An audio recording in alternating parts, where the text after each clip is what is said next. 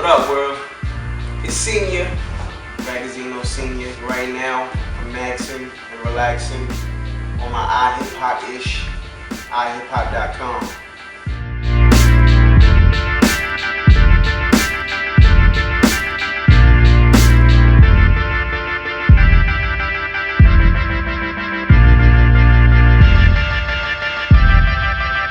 Chilling with Maffew Ragazino. What you got on deck for 2012? Rare Gems 2, Black Gold, it's a mixtape. It's a lot of original music on there. Maybe instead of mixtape, I'll say street album, follow up, ground page. You know, a lot more visuals. We just dropped the Short Yellow Bus Theory. A lot of people were asking for that. Shout out to my man Dwayne the Flow on the visuals. It's crazy. We got D-Steps on the L Train video coming soon. I've been doing a lot of work with Harry Fraud and That's Racist. We got a little project that we putting together. It's not a super group or nothing like that. Anybody who knows about Jackson Pollock, they can probably attest. Whether you like it or not, you know, it's a dope record. It came together like it was supposed to. And I'm gonna continue working, so be used to seeing me. Speaking of that, it's like, you know, you've been just checking off everything. You was in this Source, Unsigned Hype, the Power 30 joint that had Drake on the cover. You did the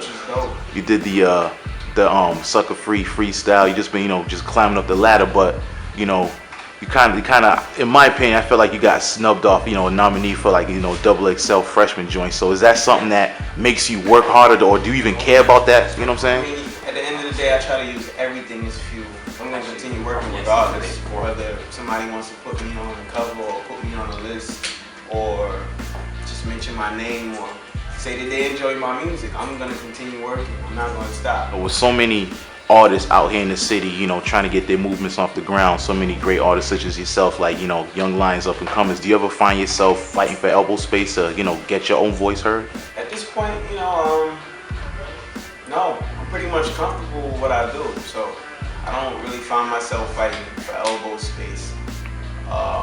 You know, amongst my peers, if anything, it'll be more so on the exposure side, just trying to be everywhere that I haven't been, be everywhere that I'm not. Doing shows and venues and that I haven't been called to yet, so on and so forth. That's more so my fight. I'm not really fighting against my peers, because what I do, especially, you know, my music, they're gems and jewels. Like, what I do is totally different from, you know, somebody else. So I'm comfortable in my space. I ain't fighting nobody. Well, speaking of you working with your peers, it seems like right now a lot of the, you know what I'm saying, like the young artists, you guys are working with each other. Like you just said, you know, you've done some work with That's Racist, and I know you've done some stuff with Action Bronson. Do you feel as if that's a conscious effort right now? As long as it's natural, it's something that's good, you know, because everybody has different fan bases, some more vast than others, of course. But for the most part, that's how you get your name out there in other regions and, you know, amongst other audiences. And we see each other so much. We're bumping into each other at venues and you know, radio shows, etc. So it's like, you know, I see you all the time. We're both working, obviously, because we wouldn't be running into each other. Yeah. And, you know, your music is dope. And vice versa. Hey, let's get in the studio. Let's record a joint. Obviously, you're doing a lot of work with Harry Fraud, so, and he's, you know, building his name up right now. That's the homie. You know what I'm saying? Putting out bangers. So it's like, when you hear like all the other bangers and stuff, and like, you know, him doing the other stuff, like, do you ever be like, oh man, I should have got that beat? All the time, as an artist. You know, like the Shot Caller record. That's one of my favorite productions from Harry Fraud. It's a dope song.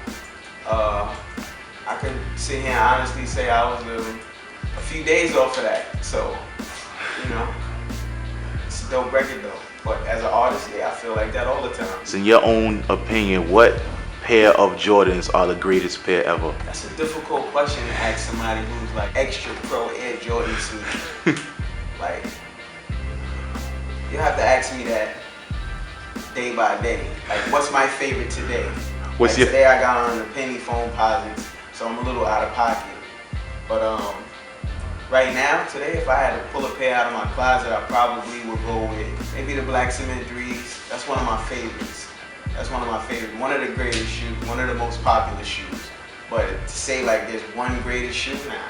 Different shoes go with different outfits, go with different weather. I'm not gonna rock the suede joints when it's about to rain, man. That's the wrong time to rock the suede joints. Yeah. So at the end of the day, I'm the wrong person to ask that.